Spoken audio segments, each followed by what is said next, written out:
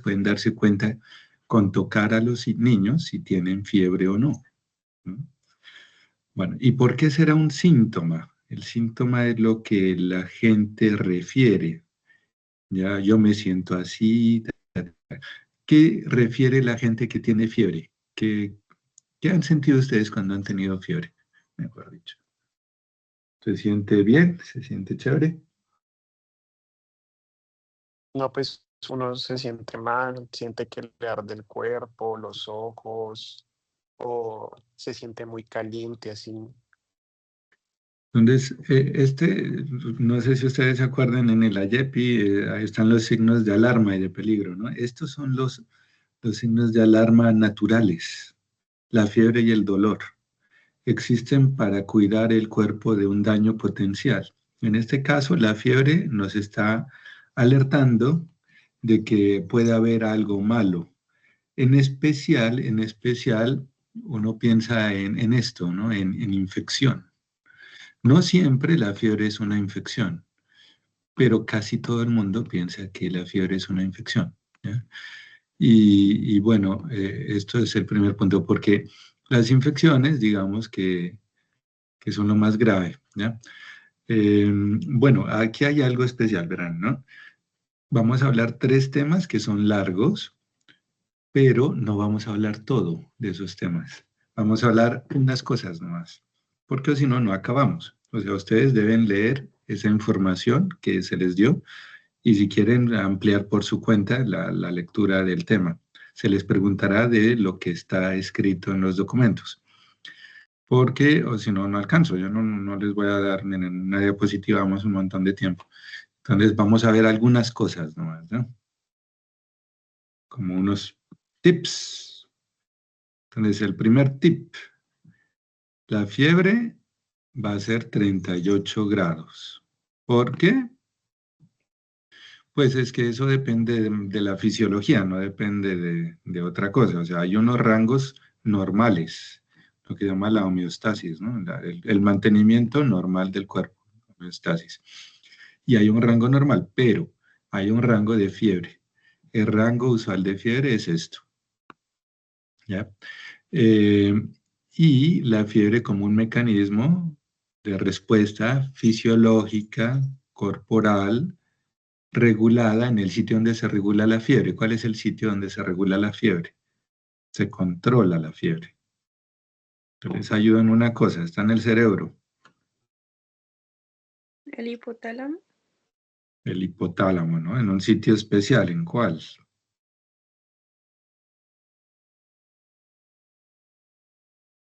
Está en el núcleo preóptico. Ahí hay unas neuronas especializadas en sensar la temperatura y en mantener el valor de la temperatura. Es un rango, ¿no? Entonces, lo que aumenta la temperatura y no está mediado por el centro termorregulador lo podemos llamar hiperpirexia. Y la hipertermia son valores demasiado altos, generalmente mayores a 42 grados. Esos valores no tienen un sentido fisiológico, porque aquí ya el cuerpo empieza a fallar, ¿no? Y lo que ya va llegando a fiebre, pero todavía no es, sería febrícula, que lo vamos a dejar por ahora en 37,8. Estos son los valores para cualquier lugar de temperatura, pero la temperatura cambia de acuerdo a si la toman en el recto, que es el sitio ideal. ¿Por qué es el sitio ideal para tomar la temperatura? No es el más cómodo, ¿no? ¿Por qué será el ideal?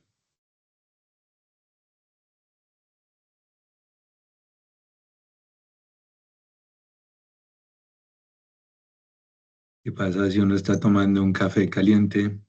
¿Qué pasa si está sin camisa? No está en contacto con el ambiente. El recto es lo más cercano a las vísceras. Acuérdense, el cerebro se puede considerar una víscera, ¿no? Entonces, la temperatura de aquí es diferente, tienen que revisarla. Usualmente se pregunta eso. Entonces, la fiebre se mide porque es un signo y este es el termómetro. Entonces, hay termómetros como este que es de mercurio. El mercurio es un metal líquido, veanlo aquí. y con la temperatura se expande y se queda quieto. Entonces, para tomar la temperatura con mercurio, primero se barre el termómetro, se lo mueve, se lo menea, pues digamos, y después se coloca en la cavidad, que puede ser la axila, la boca o el recto, y se lo deja un par de minutos hasta que se estabilice. Si es digital, pues es en cuestión de segundos, y estos que son sin contacto, pues que no son muy precisos. Pues uno diría que la fiebre es mala porque uno se siente mal cuando tiene fiebre, ¿no? Pero realmente no es que exista porque sí. O sea, primero es una alarma, ya los médicos nos sirven mucho en el hospital saber, ¿el paciente está haciendo fiebre o no? Si el paciente está haciendo fiebre, tal vez la enfermedad todavía está activa, ¿no? En especial si es una infecciosa. Pero en cuestión la fiebre es muy útil para mejorar la respuesta del sistema inmune. Ayuda tanto a células como moléculas a que funcionen mejor. ¿Ya? Entonces, la respuesta natural del cuerpo, así como, por ejemplo, un carro para manejarse óptimamente en una autopista necesita unas revoluciones y eso implica un calor. Entonces, el cuerpo, para responder mejor en su sistema inmune, requiere una temperatura. Pero esa temperatura no la necesito mantener las 24 horas porque una de las desventajas de la fiebre es que consume mucha energía. Para producir calor hay que quemar sustrato. La gente le tiene miedo a esto, a las convulsiones con fiebre, pero hay un pequeño porcentaje, digamos tal vez un 2% de los niños con fiebre que convulsionan. Lo peculiar de esto es que no es una convulsión que implique gravedad, es muy angustiante, desde luego, ¿no? Que un niño convulsione con fiebre, pero usualmente a 5 o 6 años se les quita eso. Entonces tienen que revisar cuáles son los criterios para el diagnóstico de convulsión febril, que puede ser simple o compleja, y cuándo no es una convulsión febril. Por ejemplo, cuando una fiebre más convulsión es meningitis. Entonces eso tienen que revisarlo también. Parte de esta presentación son como tareas, quieren las pueden ir anotando para que las resuelvan. Son tareas muy sencillas, las pueden resolver en medio de la presentación inclusive. No se las voy a responder ni se las voy a preguntar, pero las deben saber. Cualquier momento las pueden utilizar. Entonces, habíamos visto que una parte del cerebro tiene las células especializadas en controlar la temperatura. Y existe una cosa que vamos a llamar los pirógenos endógenos, miren, los más importantes, interleuquina 1, 6 y factor de necrosis tumoral alfa, que llegan al centro termorregulador a cambiar lo que llama el punto prefijado y ayudan a producir más el principal mediador de fiebre, que es la prostaglandina E2. Esta prostaglandina hace parte, se produce en las membranas celulares. Acuérdense, en las membranas están los lípidos, los fosfolípidos, y está una enzima que se llama la ciclooxigenasa. Esta ciclooxigenasa es la que convierte estas grasas, por ejemplo, en la prostaglandina, ¿no? Hay otros mediadores como los leucotrienos, los tromboxanos, que también están mediando dolor. A veces la fiebre y el dolor se acompañan, ¿no? Entonces, si el principal efector para inducir la producción de temperatura va a ser la prostaglandina E, y nos hemos basado en la terapéutica clínica de medicamentos en disminuir las cantidades de prostaglandina E. Entonces usamos lo que llaman los inhibidores de la COX. ¿Cómo se llaman los medicamentos que inhiben la COX? El grupo farmacológico. ¿Cómo se llama? Los AINES. Los AINES, muy bien. Entonces los AINES es un grupo diverso de medicamentos cuyo efecto común es inhibir la ciclooxigenasa y de esa manera disminuir la temperatura, pero también pueden disminuir el dolor y la inflamación, en especial dolor e inflamación. Ahora volvemos a ese punto. Aquí hay más cosas, ¿no? Tienen que revisar, recuérdense que son tips, no es una revisión completa. La revisión completa, pues, sería mucho más larga, ¿no? Ok, entonces, semiología de la fiebre. clasificar la fiebre por la duración. ¿Cuánto dura la fiebre? ¿Cuántos días lleva con fiebre el niño? Entonces aquí nos sirve, bueno, aquí hay unos puntos, ¿no? Estamos haciendo una revisión didáctica. La didáctica tiene como fin el aprendizaje, el entender, ¿ya? No datos, sino entender los mecanismos, ¿ya? Entonces, no es fácil que consigan algo así. Entonces, vamos a tomar 7 días. ¿Por qué? Porque es que en 7 días hay algo interesante. Miren, lo que dura fiebre menos de 7 días generalmente son fiebres, digamos, que se resuelven solas, que son leves y que son muy manejables. Y que son casi que el 80% de las fiebres son agudas, son de corta duración. Por ejemplo, las virosis, la infección urinaria, el dengue, ¿ya? Una otitis, dan fiebre, pero dan fiebre un par de días y ya. Entonces son enfermedades comunes, lo que ustedes generalmente como médicos generales van a manejar. Cuando las fiebres tienen de 1 a 2 días, esas fiebres casi que se mejoran solas, ¿ya? O sea, con, sin medicamento, con, sin antibiótico, con o sin médico, eso se resuelve solo porque tenemos el sistema inmune. Pero las fiebres que duran más de 7 días, esas son de respeto. Ya es como decir, yo me gradué y ahora ya tengo un grado. Entonces, esa fiebre se llama fiebre prolongada. Y esta fiebre son condiciones más graves, más serias, ¿ya? Son, desde luego, siguen siendo infecciones, la primera causa de los síndromes febriles prolongados, pero no es cualquier infección, son infecciones graves. Por ejemplo, meningitis, sepsis, endocarditis infecciosa, o sea, son enfermedades infecciosas graves, ¿no? Y ya uno empieza a ver que no todo lo que da fiebre es infección. Miren, tumores, leucemia, linfoma, enfermedades autoinmunes, vasculitis como la enfermedad de Kawasaki, el lupus, la artritis sistémica. Entonces, ahí hay un abordaje que lo hacemos por fases, una primera fase, una segunda fase y una tercera fase del enfoque del síndrome febril prolongado para que lo revisen. Bueno, el siguiente punto de la semiología es evaluar si esa fiebre tiene o no un origen. Entonces, el origen de la fiebre lo vamos a llamar el foco. Una fiebre con origen es una fiebre con foco. Una infección urinaria, una fiebre con síntomas urinarios tiene un foco urinario. Una fiebre con una neumonía tiene un foco neumónico, ¿no? Entonces, eso es lo ideal, que uno tuviera foco, ¿ya? Porque entonces uno sabe lo que está manejando y tiene un tratamiento. El problema es que no siempre las fiebres tienen foco, ¿ya? Entonces, se llama la fiebre sin foco. Ahí empieza el problema. Porque entonces, ¿cómo hacemos para saber cuál es el origen de la fiebre si aparentemente no le encuentro un origen? Entonces ahí empieza el arte de la medicina, a descifrar claves, y a buscar pistas, ¿ya? Entonces, la fiebre sin foco aparente, la fiebre sin foco aparente, sin foco, esas fiebres sin foco son usualmente fiebres agudas que no tienen una focalización y que ameritan hacer estudios. Son fiebres pues ya más de 3 días, ¿no? Que ameritan estudios. Generalmente uno hace laboratorios para ayudarse a, a enfocar dónde está el origen. Y bueno, este tipo de fiebre de acá es que es una fiebre en donde todo parece estar fallando. Respira rápido, la presión está baja, se ve amarillo, la barriga está distendida, está dormido, somnoliento. Entonces, bueno, tiene como afectados varios sistemas.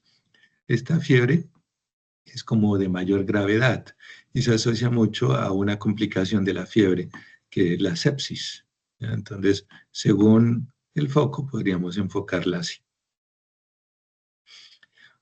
Los antiguos clínicos que no tenían laboratorios utilizaban una evaluación muy particular de la fiebre, que es ver cuánto subía la temperatura, por cuánto tiempo y qué pasaba con la fiebre.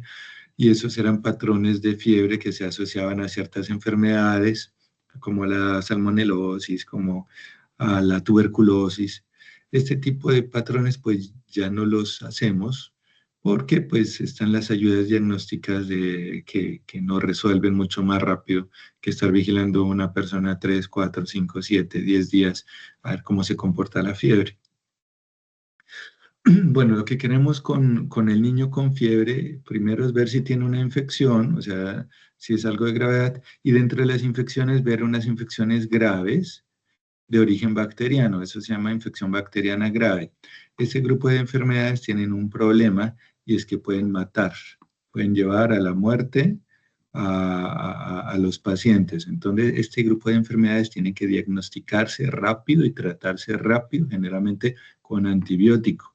Miren, sepsis, meningitis o encefalitis, pielonefritis complicada, osteomielitis o artritis séptica, neumonía complicada. Entonces, cuando uno ve a un niño con fiebre, entre más chiquito sea, mayor riesgo de que tenga una infección bacteriana grave, porque, por ejemplo, no tiene el sistema inmune maduro, no tiene vacunas completas y deberíamos tratar de predecir el riesgo de esto. Para tratar de predecir el riesgo de esas infecciones bacterianas graves, usamos las escalas de valoración de fiebre. Las escalas de valoración de fiebre nos dan la probabilidad de que un niño con fiebre curse con infección bacteriana grave. La escala para niños chiquitos se llama GIOS, de 1 a 3 meses de edad. Estos son los ítems y nos ayuda a ver el riesgo de infección bacteriana grave. Y la escala para niños de 3 meses a 36 meses se llama JAIL. Entonces, los médicos que no tienen mucha experiencia aún para estudiar, manejar niños con fiebre, pueden ayudarse de las escalas de valoración del niño con fiebre para tratar de predecir el riesgo de que ese niño tenga algo grave. Entre más alto riesgo, yo tengo que tener más cuidado porque la posibilidad de una infección bacteriana grave es muy alta. Y ese niño pues tocará hospitalizar y poner antibiótico. Estos son algunos de los exámenes que utilizamos en el niño con fiebre sin foco para tratar de buscar un foco oculto. En el niño que ya tiene foco, sí, claro. De pronto hay una escala para niños más grandes, tipo 5 o 6 años. Pues probablemente la haya, pero ya no se utiliza. ¿Por qué? Lo que pasa es que los niños más difíciles de examinar son los niños chiquitos. Los niños chiquitos, primero, unos no hablan, o sea, los lactantes dicen alguna cosa pero no hablan. Segundo, no entienden bien. Tercero, no se quedan quietos. Y cuarto, andan llorando, irritables todo el tiempo. Entonces, ese grupo de pacientes a veces no se sabe qué es lo que tienen porque están llorando, vomitando y puede ser cualquier cosa. Entonces, para ese grupo de pacientes existen las escalas. Los niños más grandes ya dicen, me duele la cabeza, me duele la barriga, me duele el oído, tengo diarrea, bueno, ya dicen síntomas y con eso pues ya se considera que las escalas no son tan útiles. Los niños que más se enferman, que más se mueren, son los más chiquitos, los recién nacidos y los prematuros. Y de ahí los niños lactantes. Entonces, para ellos están diseñadas las escalas. ¿Ya? Para adultos no conozco que exista. Probablemente no tiene mayor utilidad. El paciente adulto pues es un mundo aparte, ya es como un libro más claro. Acá es un libro no muy bien escrito, digamos. Vale, gracias. Bueno. Entonces, ahí en el texto les aparecen, por ejemplo, cuándo pedir laboratorios. O sea, el laboratorio, si ustedes no saben medicina, o sea, no saben fisiopatología, no saben bioquímica, no saben microbiología, que son las bases de la medicina, y no saben semiología, los laboratorios solos no les van a dar nada. O sea, ustedes pónganle a un paciente una radiografía de tórax, un uroanálisis, un hemograma, no hace nada con eso. ¿Ya? Hay que interpretar los exámenes con el conocimiento médico. No hay que pedir más exámenes de los que uno pueda interpretar, porque entonces no va a saber qué hacer. ¿Ya? Si a mí me llega una prueba de un exoma molecular y no sé cómo interpretarlo, pues esa prueba me da lo mismo verla que no verla. Probablemente más me complico. Entonces, En este semestre van a aprender muchas veces cuándo pedir un neuroanálisis, cuándo pedir una placa de tórax y qué hacer con eso, porque a veces se vuelve un poco confuso. Eso es de conocimiento y de práctica. También van a ver cuándo dejo al paciente hospitalizado. Entonces, el hospital está lleno de niños, lleno por todo lado. ¿Cuándo voy a dejar a un niño lejos de su casa, a veces lejos de su familia, porque, porque hay que dejarlo? Entonces, pues claro, uno decía, el que esté más grave, bueno, ¿qué paciente esté grave? Entonces ya ustedes empiezan a ver, por ejemplo, el dengue con signos de alarma, ta, ta, ta. Ah, bueno. Una meningitis, ¿qué piensan? ¿Se manda a la casa o se manda al hospital?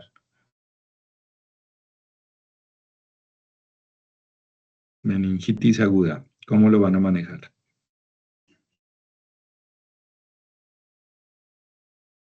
Hospital. Hay al hospital, ¿no? Hay cosas, por ejemplo, ¿se acuerdan? Infección bacteriana grave, como suena grave y puede matar a alguien, hospitalizado. Todas esas enfermedades que vimos, incluyendo meningitis. Si ustedes sospechan meningitis, no pueden mandar a alguien a la casa. Están haciendo mal práctica. El paciente se complica, van a averiguar qué pasó. Miran, este médico lo vio, dijo que tenía meningitis, pero no hizo nada. Mal práctica. Tienen que ser congruentes. Bueno, entonces muchas veces la gente, en especial, es que uno dice, no, pero ¿por qué vienen a la medianoche si ha tenido un pico de fiebre? ¿Ya? Entonces uno no entiende eso hasta que tiene hijos. No sé si alguno de ustedes tenga hijos o tenga hermanitos chiquitos o tenga sobrinos, pero cuando ustedes tienen al niño chiquito con fiebre, llorando, vomitando, que no se despierta, se angustia muchísimo, muchísimo. Y la gente sale corriendo, ¿ya? Generalmente muy asustada porque no saben qué pasa. Y lo que pasa es que la mayoría de las veces pues son enfermedades comunes, una virosis, una gripe, pero a veces son cosas graves, ¿ya? Entonces, el niño con fiebre a la madrugada, mucho cuidado. Cuando están de turno, ese es el paciente que uno dice no tiene nada y puede tener algo grave.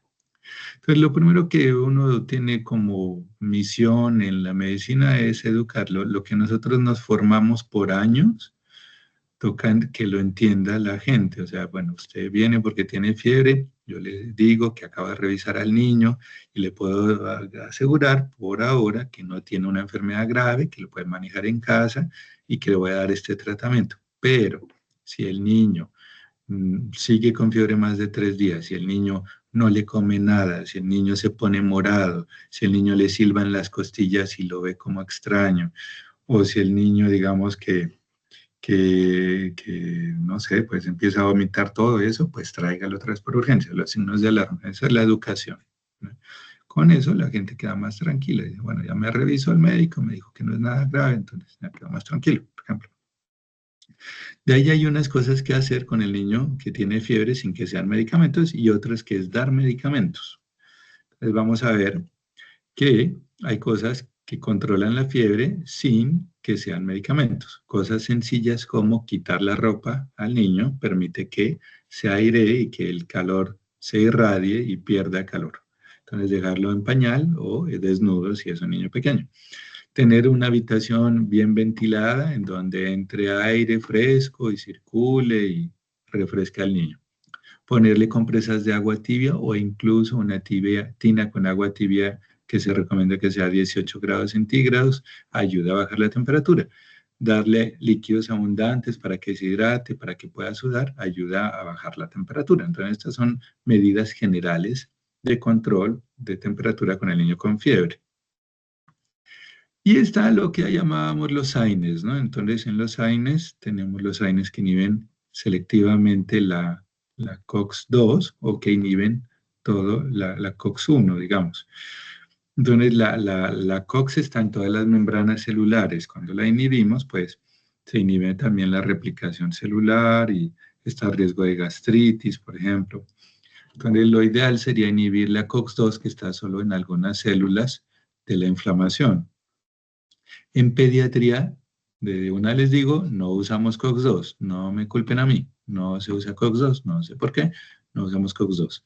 Y de la COX-1 usamos poquitos medicamentos, tampoco me digan a mí por qué, pero utilizamos aspirina, acetaminofén, dipirona e ibuprofeno. Esos son los AINES que usamos en pediatría, no más. Lo demás es que uno ha visto en adultos y intenta, ¿ya? Que el etirocoxib, que el ni sé qué, que todos esos medicamentos no se usan en pediatría, no hay estudios, no hay indicaciones. Si lo usan es bajo su propia responsabilidad. Y de estos medicamentos, la aspirina tampoco se usa. Entonces, como así se usa pero no se usa, pues se usa en poquitos casos. ¿Cuándo usamos aspirina en niños? A ver, ¿quién me puede decir un ejemplo?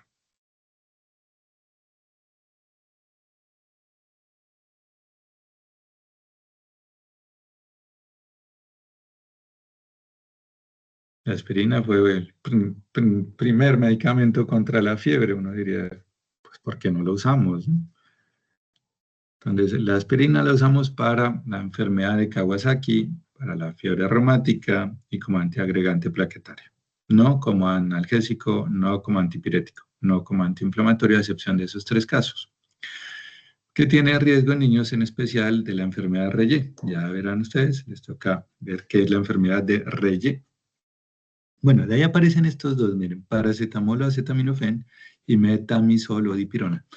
Entonces, son AINES, pero estos dos AINES no son antiinflamatorios, no son antiinflamatorios. ¿Ya? O sea, no sirven para una inflamación. Por ejemplo, si uno tiene un pie hinchado, el acetaminofén le alivia el dolor, pero no lo deshincha. La dipirona tampoco. ¿Ya? Entonces, en la vida diaria, estos dos salen de los AINES, ¿ya? Aunque son AINES. Y bueno, el medicamento más común de todos esos que se usan en pediatría para el manejo de la fiebre, ¿cómo se llama?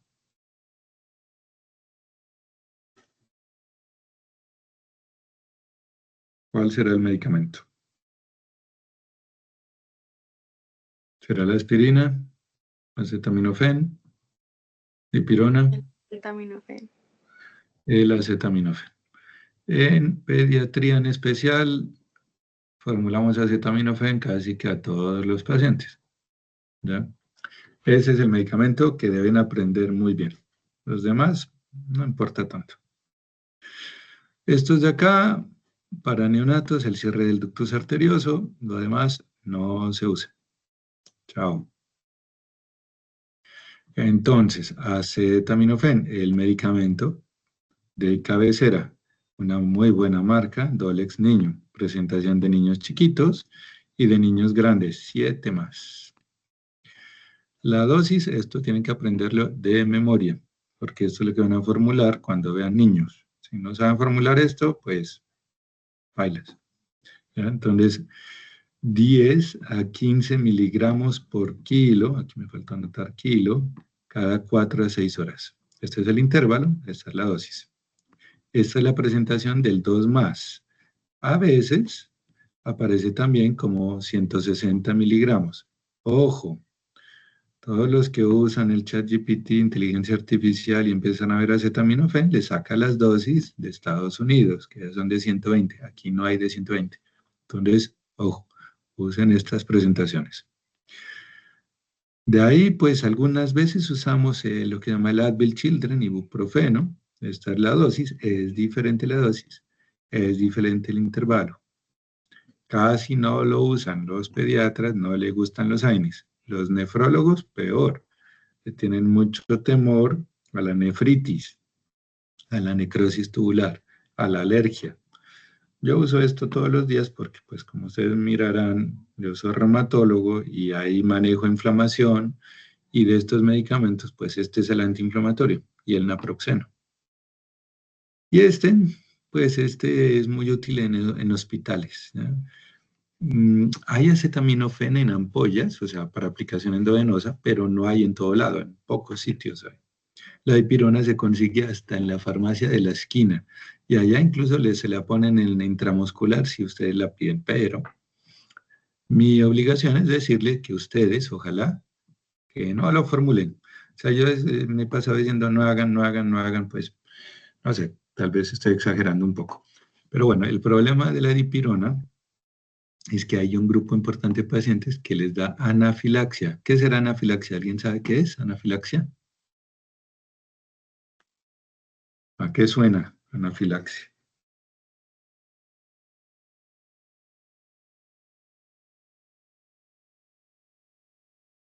La Una anafilaxia es hipersensibilidad.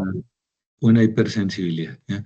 Esta es una hipersensibilidad muy grave que es idiosincrática y que puede dar desde la primera exposición. Y una de las cosas que puede dar es choque, o sea, hipotensión, y la otra un brote muy marcado, pero lo más grave es inflamar la vía aérea. Si les hace un edema de la glotis, un edema de la lengua, un choque, entonces tiene que ser con cuidado. Por eso, si lo manejan, nosotros en el hospital lo manejamos, claro, pero en el hospital tenemos médicos, enfermeras, una vía venosa, tenemos adrenalina, tenemos un tubo orotraqueal, tenemos corticoides para manejar la anafilaxia. En Estados Unidos y en Europa, prohibido.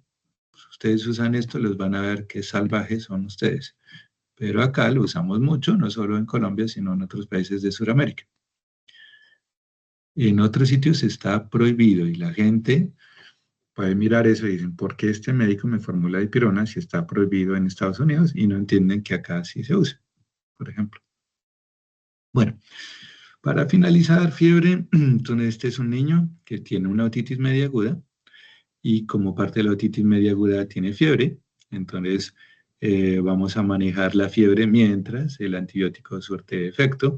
Escogimos en este niño de 10 kilos manejar la dosis de 10 miligramos por kilo. Hubiéramos podido escoger la de 15 miligramos por kilo. ¿Sí? Es un rango.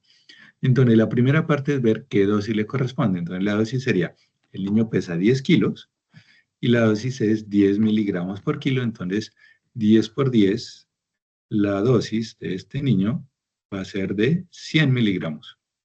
Esa es su dosis. Ahora vamos a escoger, se la puede dar cada 4 a 6 horas, usualmente sea cada 6 horas.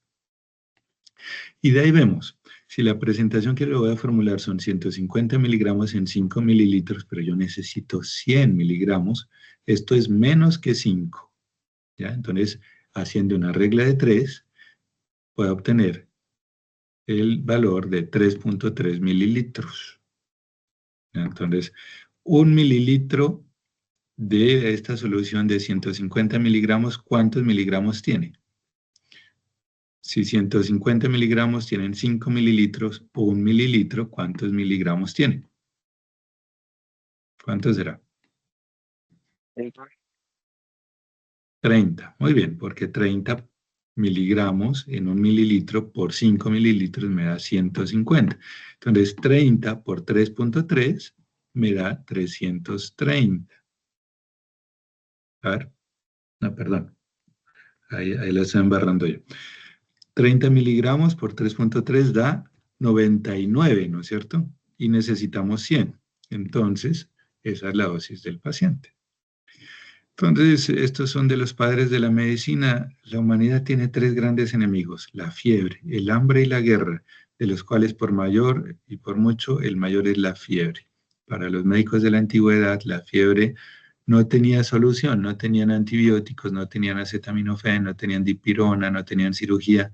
Era mirar cómo el paciente se deterioraba. Era realmente muy decepcionante. Ahora la fiebre es muy manejable y tal vez nos quedamos con los otros grandes males de la humanidad, el hambre y la guerra. Muy bien, ¿alguna pregunta de este primer tema?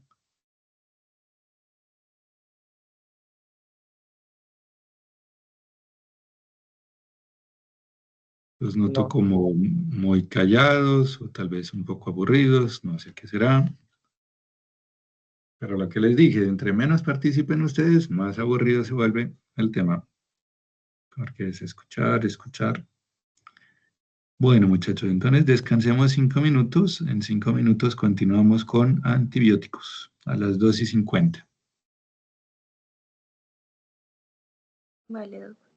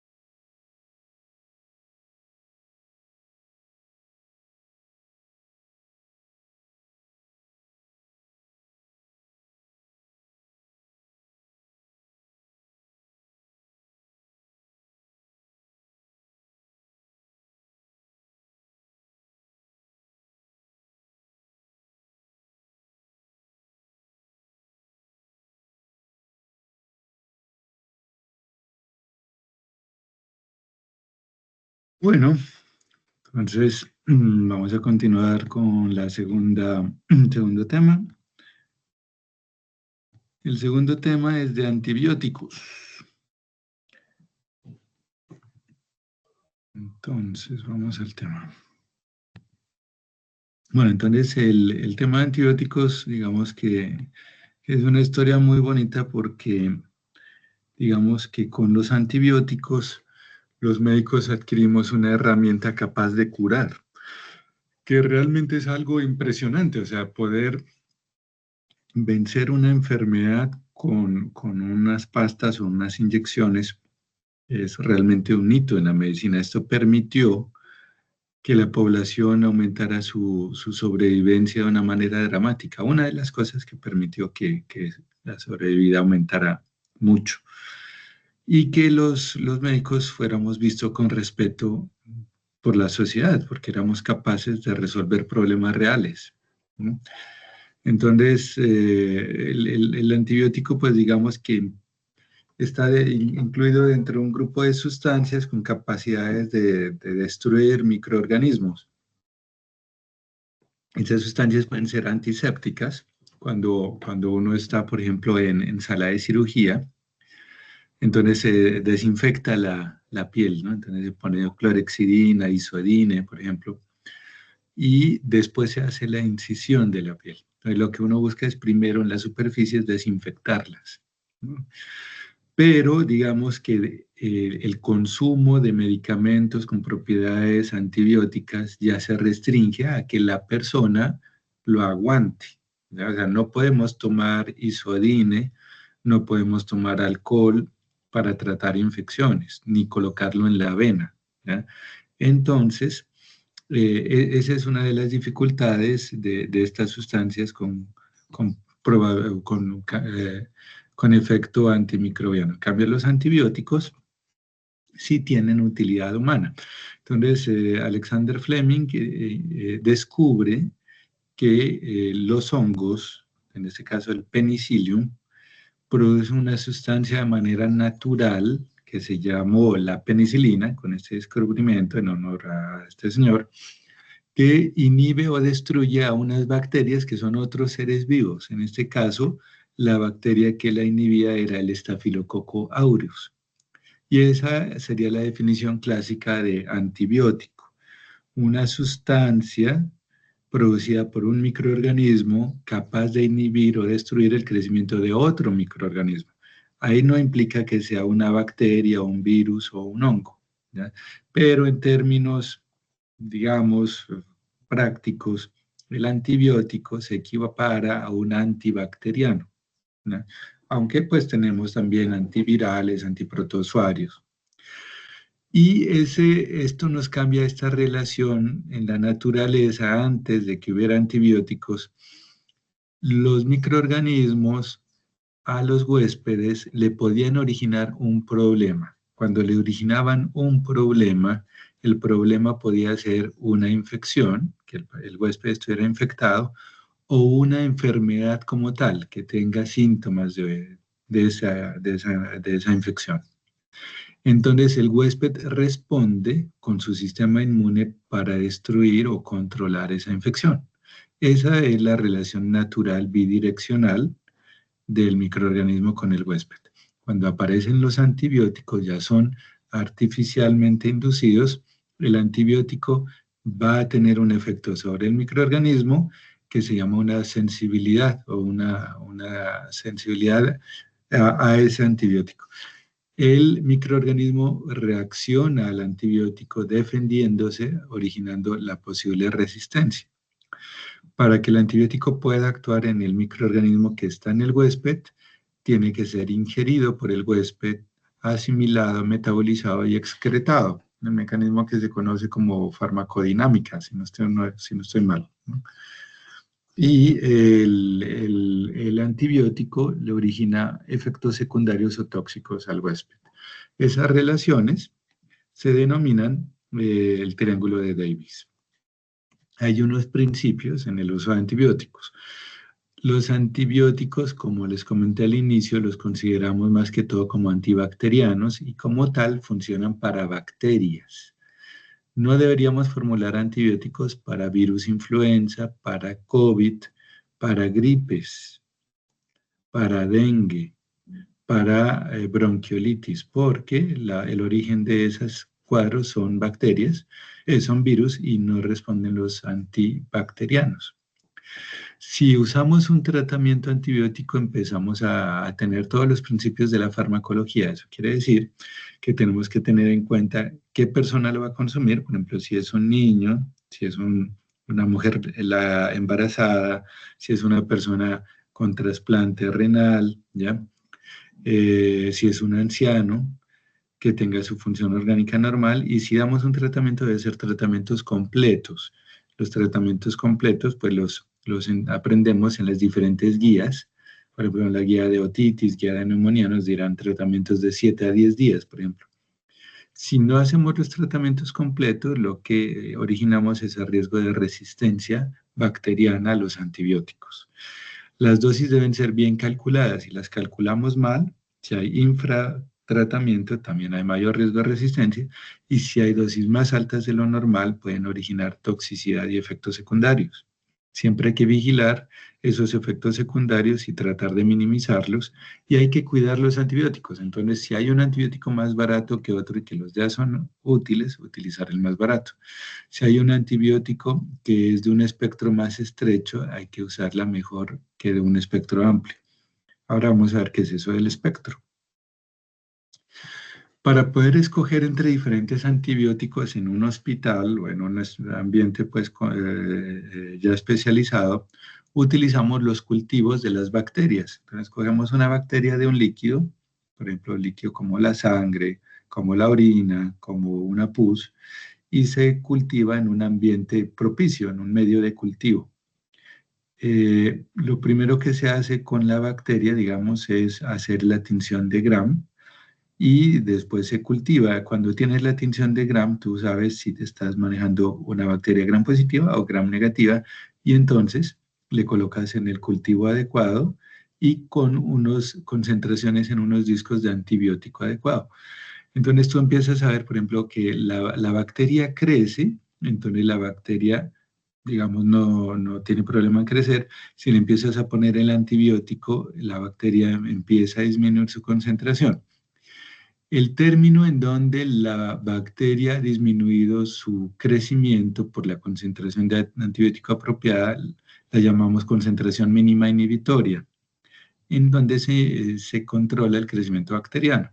Este valor lo vamos a utilizar para interpretar los antibiogramas. Entonces, con la tinción de Gram vamos a ver si tiñe mucho, o sea, se pone muy morado, es un Gram positivo, tiene una gran capa de pared bacteriana. Si tiñe menos, tiene una capa más pequeña, es un Gram negativo y tiene 2 capas de membrana. Y entonces voy a interpretar, por ejemplo, sensidiscos con antibióticos que son útiles para gérmenes Gram negativos. Por ejemplo, la amoxicilina clavulanato, las cefalosporinas, los carbapenémicos y imipenémicos y los aminoglucósidos. Perdón, no he preguntado, pero ¿me escuchan bien y ven bien la imagen? Sí, Doc, todo bien. Ok, bueno. Y si el caso es bacterias Gram positivas, el perfil de antibióticos es un poco diferente. Miren, primero empezamos con la penicilina en el experimento de Fleming, digamos que funcionó. Ahora lo que se espera en los Gram positivos es que sea resistente.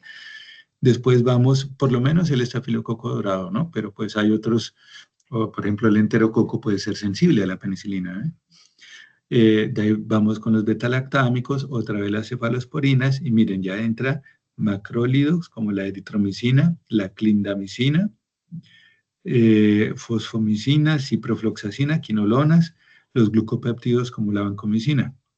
Entonces es un perfil diferente y uno empieza a analizar cuál es la concentración mínima inhibitoria de la vancomicina para este paciente, para la amoxicilina, por ejemplo, y si veo que tiene una buena concentración terapéutica, pues escojo por ejemplo, el más económico, el de un espectro más pequeño, también podría ser, por ejemplo, me podría ir con una cefalexina o cefalotina si fuera sensible, o si ya vuelve a ser resistente me puedo ir a clindamicina, por ejemplo.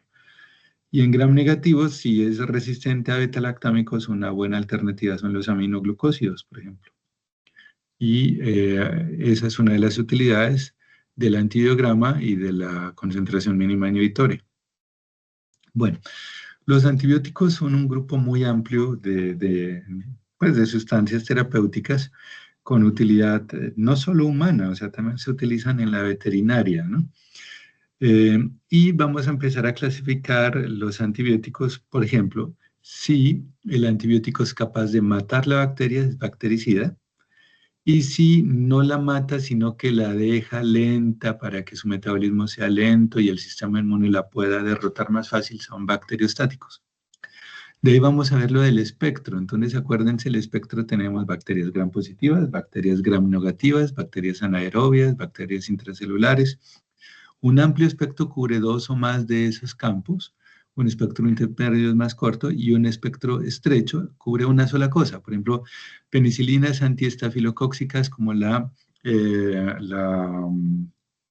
dicloxacilina solo cubre estafilococo dorado, por ejemplo. Vancomicina solo cubre gram positivos, Astronam aminoglucósidos solo gram negativos. Entonces el espectro es pequeño, me va a afectar las bacterias, por ejemplo, gram negativas o gram positivas. Ojo, que la bacteria gram positiva o gram negativa que estoy modificando no solo es la patógena. En el cuerpo tenemos millones y millones de bacterias saprófitas y comensales que se afectan cuando reciben una terapia antimicrobiana. Entre menos toquemos esa flora saprófita o el microbiota, mejor. Y de ahí vamos a clasificar los antibióticos de acuerdo a su mecanismo de acción. Pero aquí tenemos, veamos a ver qué podemos interpretar aquí. Tenemos una cápsula acá afuera, miren, esta cápsula en donde están esas vellosidades. Después tenemos una pared, que es esta roja, y tenemos dos membranas, una membrana interna y una externa. O sea, podríamos decir que este es una bacteria gram negativa y tiene fimbrias. Y un pili puede ser una enterobacteria, ¿ya? En este caso. Bueno, lo interesante es ver que una de las partes claves de la bacteria es su pared. La pared le mantiene la integridad. Y si miramos, la mayoría de los antibióticos en la terapéutica destruyen o bloquean la pared, tanto la síntesis como la reparación. Si una bacteria recibe un grave daño sobre su pared celular, esa bacteria va a morir. O sea, son bactericidas. Miren, betalactámicos como penicilina, cefalosporinas, carbapenémicos. Los glucopépticos como la vancomicina y también la isoniazida. Estos otros pues no usamos mucho. La mayoría de los antibióticos en la práctica clínica van a inhibir la síntesis de la pared celular. ¿Ya? Ese es el principal mecanismo de acción. De ahí tenemos más mecanismos de acción. Entonces tenemos el mecanismo de la síntesis de proteínas en los ribosomas. Los ribosomas de las bacterias, que son procariotas, tienen dos subunidades. Una subunidad grande, que es la 50S, una subunidad pequeña, que es la 30S. Juntas hacen una unidad funcional 70S. Pues resulta que hay unos antibióticos que funcionan sobre la unidad grande. Son los macrólidos y las lincosamidas o clindamicinas. Macrólidos y clindamicina. Y en la subunidad pequeñita, esta chiquita, actúan los aminoglucósidos y las tetraciclinas. La mayoría de los medicamentos que actúan sobre la síntesis de la pared celular no son bactericidas, sino bacteriostáticos. No alcanzan a destruir la bacteria, a excepción de los aminoglucósidos. De ahí tenemos otro grupo de medicamentos que actúan sobre la síntesis del material genético. Entonces, si vamos a al DNA, tenemos la DNA girasa, en donde están las quinolonas, y sobre el RNA, la RNA polimerasa, donde está la rifampicina. Generalmente, como afectan en la síntesis de DNA, estos medicamentos no los utilizamos en mujeres embarazadas ni en lactantes, generalmente.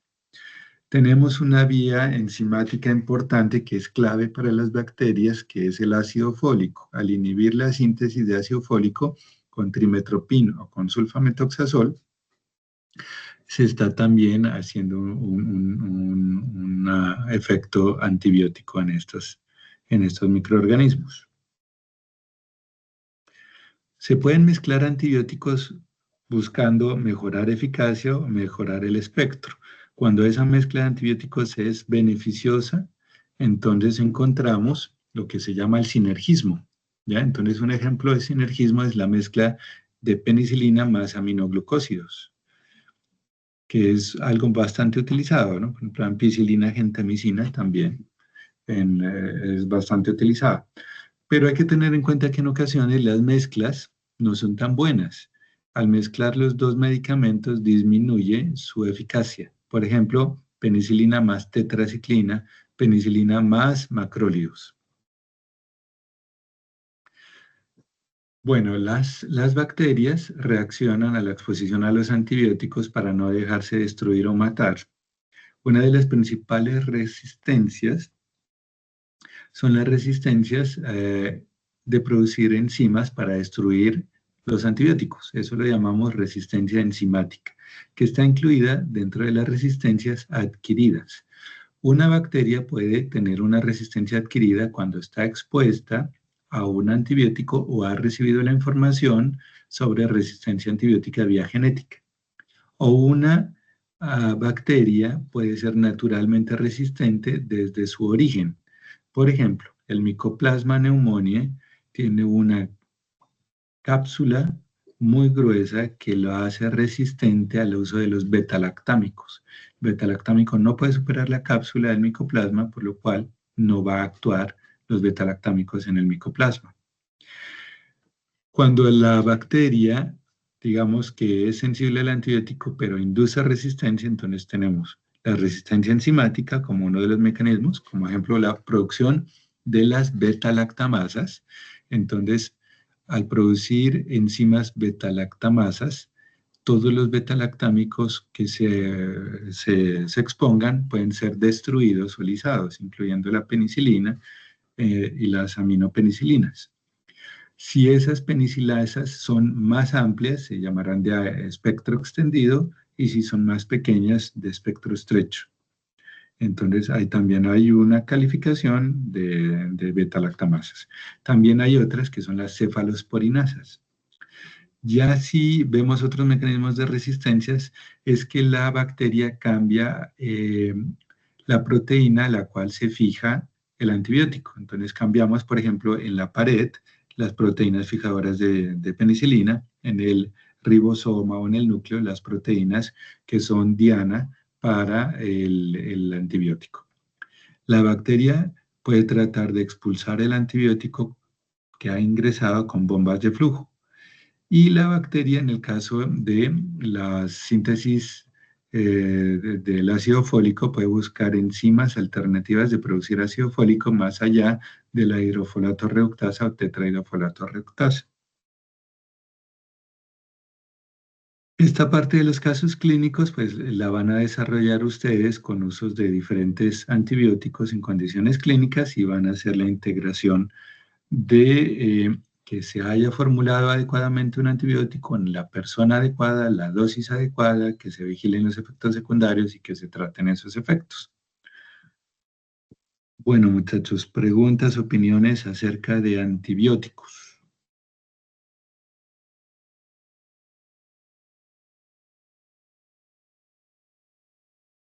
Doc, cuando digamos en antibióticos hablan de las ¿son las beta-lactamasas de qué espectro extendido? Sí, estas son espectro extendido, son las más amplias que cubren tanto betalactámicos como cefalosporinas, ¿ya?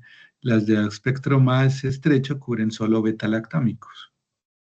Y hay unas que son solo penicilinasas, solo la penicilina. Entonces, entre más estrecho sea el espectro, pues mejor. Y las más temibles son las de espectro extendido, porque te limitan el uso de la mayoría de los betalactámicos. ¿Qué otra pregunta o comentario?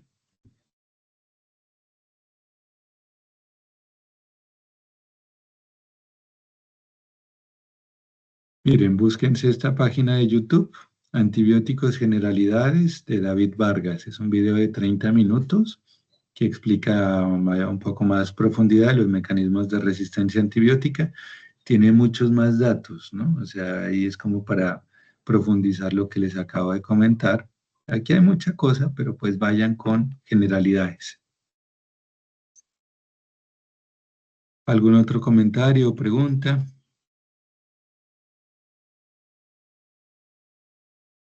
Este para que lo vean, pues es muy didáctico, este es bastante bueno.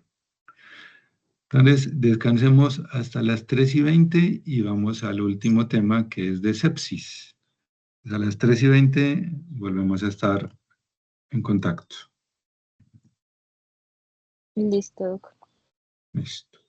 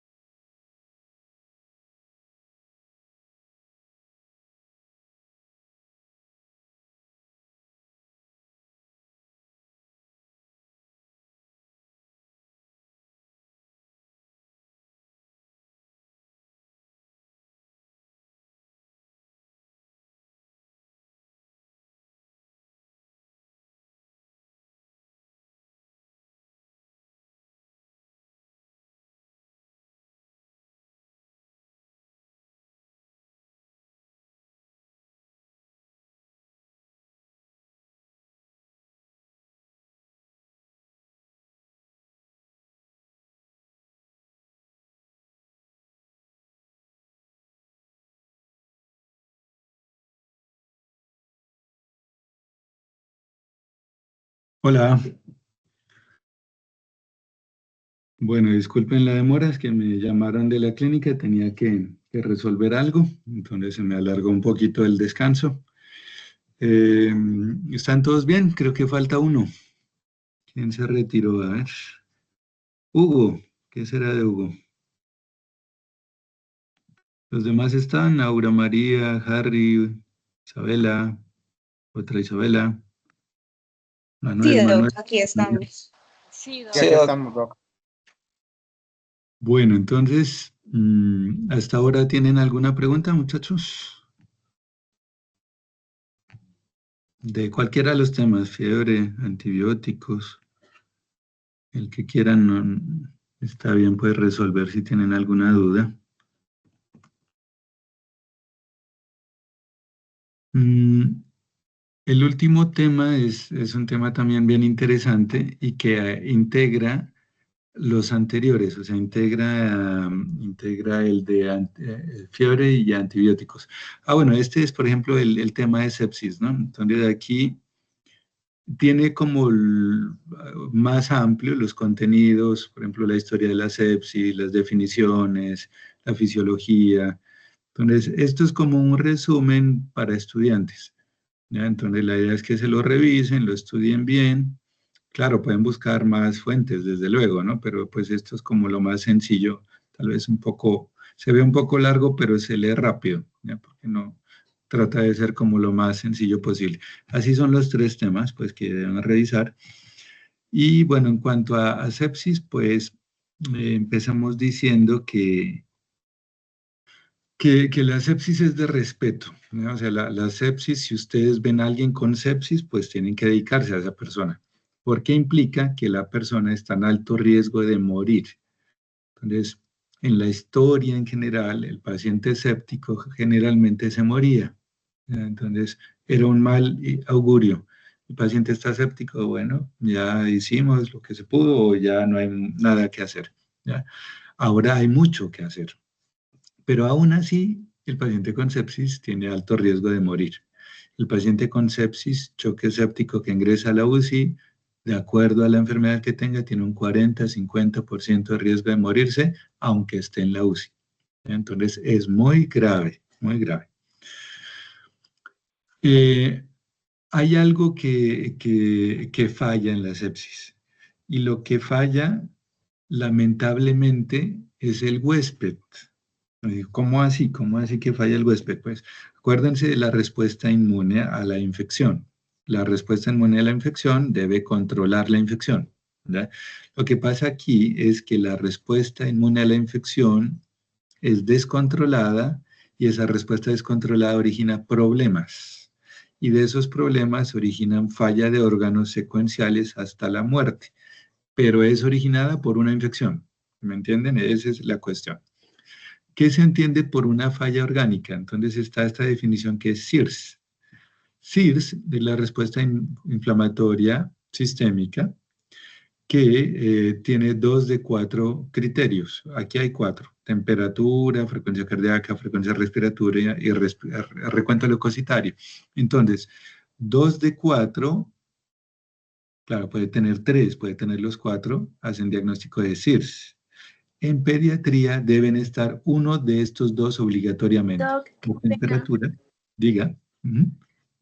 Tú estás presentando, es que nosotros no vemos ninguna Ay, pregunta. qué pena porque yo pensé que ya les estaba presentando. No, pues tienen que decirme desde el principio porque ya pasé como 5 diapositivas. Vengan, a ver.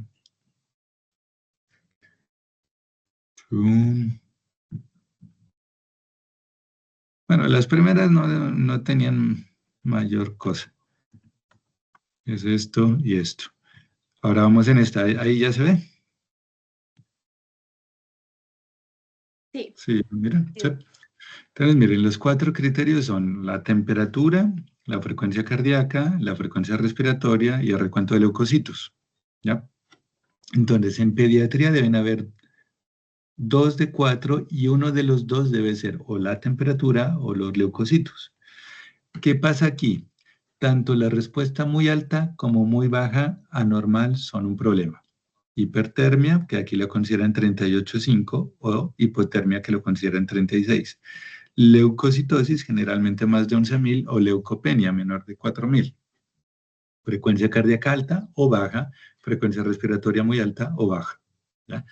Eso sería decir, no necesariamente indica infección, ¿ya? O sea, la CIRS puede ser por un infarto, puede ser por una intoxicación, ¿ya? Puede dar taquicardia y fiebre, por ejemplo. Una intoxicación, una sobredosis de cocaína, ¿ya? Pero una pancreatitis también. Pero si a esto le suman una infección presunta o comprobada, haría el diagnóstico de sepsis en lo que llamamos el consenso del Colegio Americano de Tórax. Bueno, esa definición dejaba a muchas infecciones, enfermedades, digamos, no tan graves con diagnóstico de sepsis. Una pielonefritis aguda que dé fiebre, de leucocitosis y tenga un cultivo positivo, tendría sepsis. Pero acuérdense que les dije que la sepsis es mortal. Entonces ese concepto se reevaluó y ahora estamos en el tercer consenso. Y el tercer consenso dice, no, ahora sí es verdad, el problema de la sepsis es que hay una mala respuesta del huésped, una respuesta anómala que origina una falla orgánica y todo es desencadenado por una infección que amenaza la vida. O sea, no es la pielonefritis, la neumonía normal, ¿no? Es una cosa grave, ¿no? Bueno, ¿y qué es grave? Entonces, grave es la falla orgánica, básicamente. Falla de 2 o más órganos. Entonces, la falla orgánica se la evalúa con esta sigla, SOFA, Sequential Organ Failure Assessment. Más de 2 puntos y una infección es sepsis. O sea, es una infección grave donde ya están fallando órganos. Si ya están fallando órganos, la cosa va mal. Ya va mal. Entonces, sepsis. ¿Y cuáles son los órganos que evalúa el criterio de sepsis 3? Donde se evalúa respiración, coagulación, hígado, cardiovascular, cerebro y riñón. Estos son los órganos o sistemas principales. Si vemos, está el cerebro, cardiopulmonar y respiratorio, que son los mismos del triángulo de la aproximación pediátrica, que son los mismos del esquema básico de las escalas de valoración de fiebre, que son parecidos, aunque no los mismos, a los de CIRS. Entonces estamos evaluando órganos vitales, respiración, circulación y cerebro. Y le metemos coagulación, hígado y riñón. Aquí ya hay unos criterios más especializados que generalmente son de cuidado intensivo. Entonces tenemos la PAFI, que es la presión arterial de oxígeno sobre la fracción inspirada de oxígeno, la coagulación con el recuento plaquetario, el hígado con las bilirrubinas, la tensión arterial media o el soporte de inotrópicos a dosis baja, media o alta, la escala de Glasgow, el valor de creatinina o la oliguria o la anuria. A mayor puntaje, peor pronóstico, peor está el paciente. Entonces hay una escala abreviada que nos permitiría como predecir o estimar qué pacientes en la sala de urgencias con una infección están en riesgo de malos desenlaces, o sea, de sepsis. Esa escala se llama Quick SOFA, un SOFA rápido. Y como es rápido, vamos a valorar cosas de signos vitales, básicamente. Frecuencia respiratoria mayor o igual a 22, alteración del sensorio en el Glasgow de cualquier valor, y la presión arterial sistólica menor o igual a 100. Miren, no es la presión arterial media, es la presión arterial sistólica. O sea, es un valor fijo, menor o igual a 100. Esto es útil en adultos y tal vez en adolescentes mayores de 15 años. En menores de edad, esta escala no está validada, o sea, no está comprobada su utilidad, porque el niño depende de su edad, sus signos vitales, en especial la presión arterial. Bueno, cuando les comentaba que esto es como una integración de la fiebre y los antibióticos con la sepsis, porque si vemos la fisiopatología, vemos un pilar este pilar acá, que es la del sistema inmune, y este pilar se parece mucho a la activación de la fiebre. Hay unas sustancias bacterianas que activan las citoquinas proinflamatorias, factor de necrosis tumoral, interleuquina 1 y 6, pero también a la vez que activan la vía proinflamatoria, activan la vía antiinflamatoria, interleuquina 10, factor de crecimiento de transformante beta. Esa activación se realiza descontrolada o se hiperactiva la vía del TH1 y origina todo eso como fiebre, taquicardia, polipnea, o se hace el freno de la respuesta inmune y activa más como la leucopenia, la hipotermia. A los extremos de la hiperactivación que llamamos el síndrome de hemofagocítico, de activación macrofágica, o al freno total del sistema inmune, la anergia inmunológica. Ambos son muy deleterios y originan que la respuesta inmune no sea efectiva a controlar la infección y que origine daño. Bueno, el segundo brazo de la sepsis tiene que ver con la regulación del tono vascular. El tono vascular efectivo debe permitir que la sangre y el oxígeno llegue a los tejidos de una manera eficiente. Si el tono vascular se pierde, hay hipoperfusión. Si se mantiene, empieza la hipoxia y la penumbra, y si se continúa, llega a la falla del tejido que está perfundido. Si el tejido es el riñón, la falla renal; si es el corazón, la falla cardíaca; si es el hígado, la falla hepática, o sea, la falla orgánica secuencial. ¿Por qué ocurre eso? Hay una hiperactivación de la óxido nítrico sintetasa que origina un incremento de la vasodilatación de los lechos vasculares y también una sobreproducción de radicales libres de oxígeno. Una de las terapias claves para el manejo de la sepsis es mantener la perfusión efectiva, y la principal manera es manteniendo el tono vascular con líquidos y con vasoactivos. El tercer brazo tiene que ver con la activación de la vía de la coagulación. Cuando hay una lesión, una injuria o una infección, suele activarse el factor tisular, activando las vías procoagulantes y estimulando la formación del coágulo. Si esa estimulación es de manera exagerada, entra a un estado procoagulante con formación de microtrombos en la microcirculación, que también comprometen la perfusión. El estado más dramático y grave de la alteración de la coagulación en la sepsis se denomina la coagulación intravascular diseminada, en donde los pequeños vasos son totalmente congestionados y tapados de coágulos, en donde se consumen factores de coagulación, plaquetas, y empiezan hemorragias de muy difícil manejo. El principal biomarcador en sepsis que utilizamos como diagnóstico, pronóstico y seguimiento se llama los niveles de ácido láctico. Cuando los tejidos están mal perfundidos y mal oxigenados, se activan las vías de producción energética anaeróbicas. En estas vías anaeróbicas se sigue produciendo energía en menor cantidad, con mayor consumo de sustratos energéticos y mayor producción de desechos no deseables, en especial el ácido láctico. Mayores niveles de ácido láctico se correlacionan a hipoperfusión y choque y a malos pronósticos. Los valores usuales son menores de 2, en pediatría pueden ir hasta 3, y los valores mayores indican mala perfusión. Entonces, hay muchas cosas para hablar de sepsis, pero hay cosas claves para hablar de sepsis. La campaña Sobreviviendo Sepsis es una campaña que busca mejorar la sobrevida de los pacientes con sepsis a través de un manejo estandarizado de los pacientes, simulando lo que es la RCCP en el paro cardiorrespiratorio. Entonces vamos a tener un algoritmo. En el algoritmo vamos a tener 6 pasos. 1, 2, 3, 4, 5, 6. Hay que aprender estos 6 pasos. El primer paso es obtener una vía de acceso venoso o intraóseo en su defecto. El segundo paso, una vez tenga una vía venosa, es tomar hemocultivos con la finalidad de buscar la etiología microbiológica de la sepsis.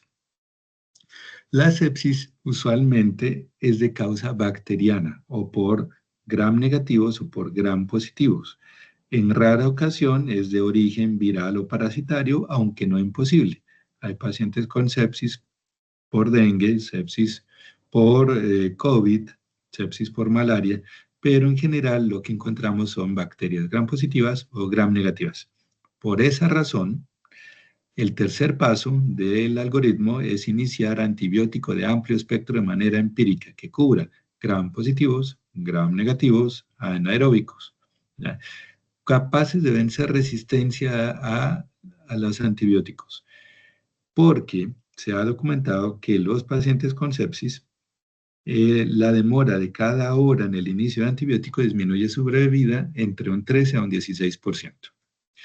A continuación, vamos a iniciar la medición del ácido láctico. Todo esto se hace pues de manera paralela, ¿no? Pero digamos que el orden que plantea el algoritmo es este, para tener un valor inicial que nos ayude a estimar la condición en que ingresa el paciente. Posteriormente iniciamos el manejo de líquidos. El manejo de líquidos se maneja de acuerdo a si el paciente tiene choque o no tiene choque. Si el paciente no tiene choque, simplemente ponemos líquidos basales. Si el paciente tiene choque, iniciamos bolos de líquidos. Y si el paciente tiene choque y no mejora con líquidos, el sexto paso es el inicio de terapia vasoactiva. Bueno, estos 6 pasos me da el algoritmo un tiempo. Si el paciente está muy grave, o sea, está en choque séptico, me da 1 hora. Si el paciente no está tan grave, o sea, no está en choque séptico, sino en sepsis sin choque, tengo 3 horas. Si el paciente que está en sepsis sin choque en algún momento se torna choqueado, paso de inmediato al algoritmo de 1 hora. O sea, se me disminuyen los tiempos. 1 hora en donde debo encontrar vía venosa, tomar hemocultivos, empezar antibiótico, medir lactato, reanimar con líquidos e iniciar vasoactivos.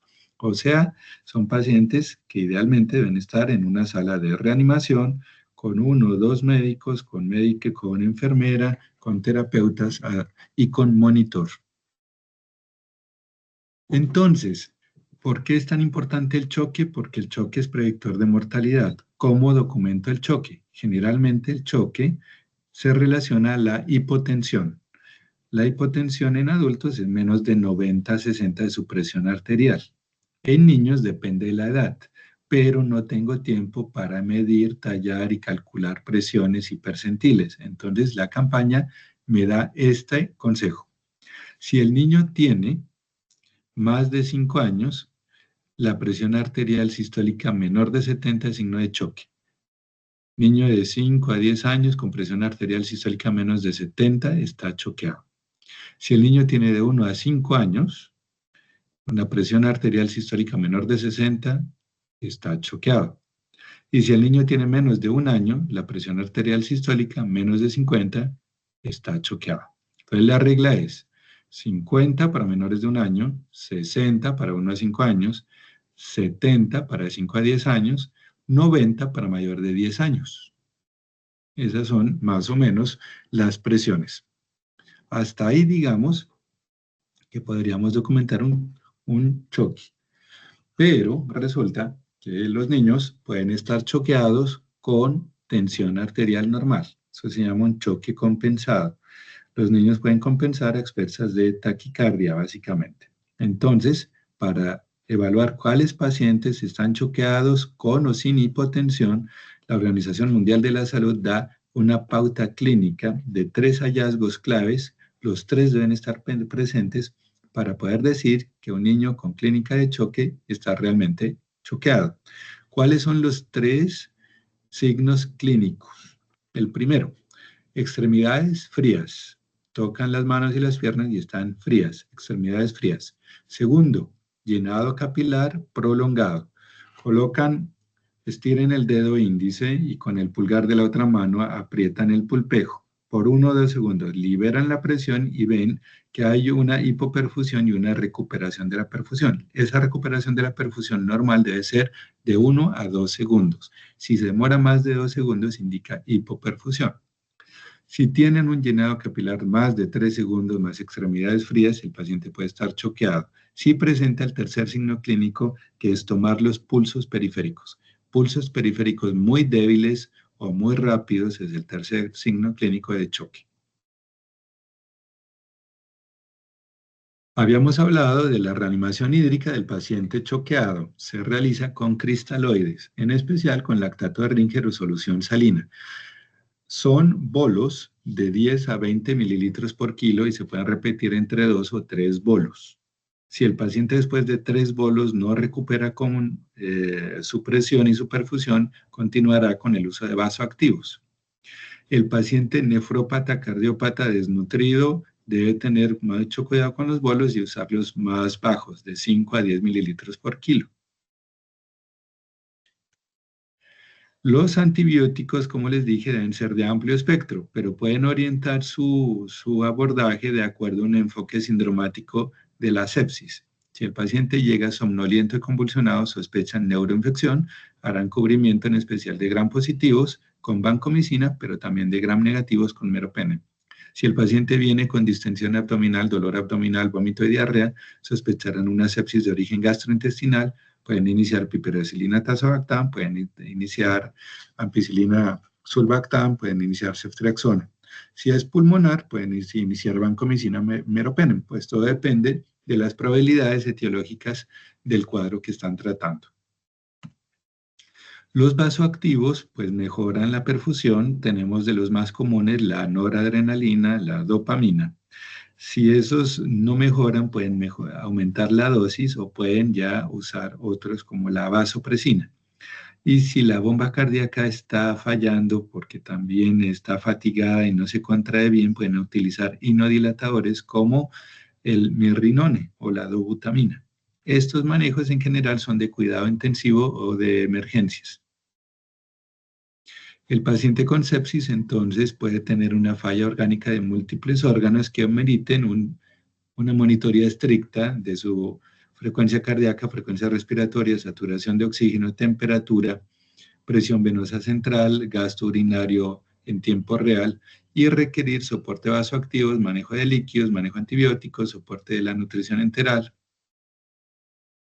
Cuando los órganos fallan específicamente, requieren un manejo coadyuvante, dependiendo del órgano que falle. Si falla el riñón, probablemente requiera una terapia de reemplazo renal, una hemodiálisis, una hemodiafiltración.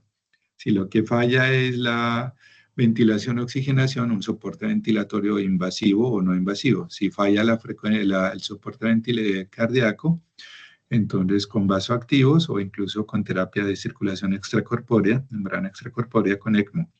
Si falla la tiroides, probablemente requiera una suplencia de hormona tiroidea del paciente crítico.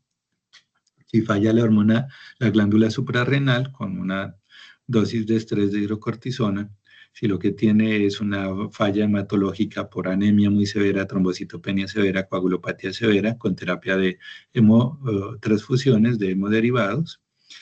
Y en lo posible siempre tratar de mantener la nutrición enteral, aunque sea por sonda, para evitar la translocación bacteriana por la hipoperfusión, por los antibióticos que vamos a utilizar. Esto es un abordaje muy general sobre la sepsis en pediatría. La recomendación es que vean otro video. Es Sepsis Surviving Campaign para niños. ¿Dónde está? Este de acá. A ver, adult.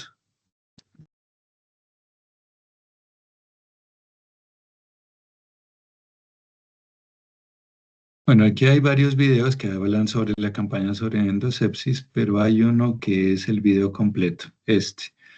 Guías internacionales para el manejo del choque séptico y sepsis y la falla orgánica.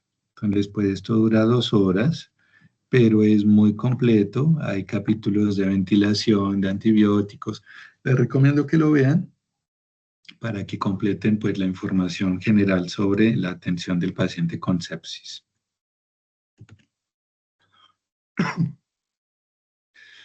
Bueno, muchachos, ¿qué preguntas tienen?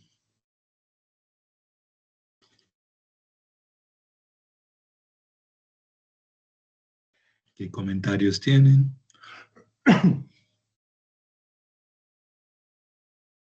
¿Está claro?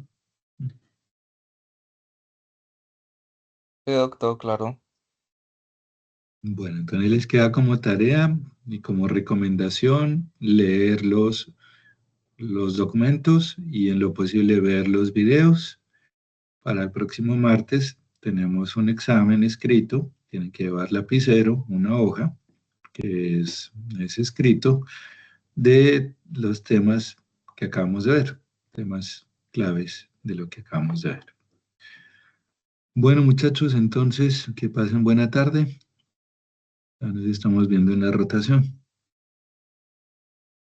Listo, gracias. Muchas gracias. Hasta luego, Hasta gracias. Hasta luego, Doc. luego. Gracias. Luego.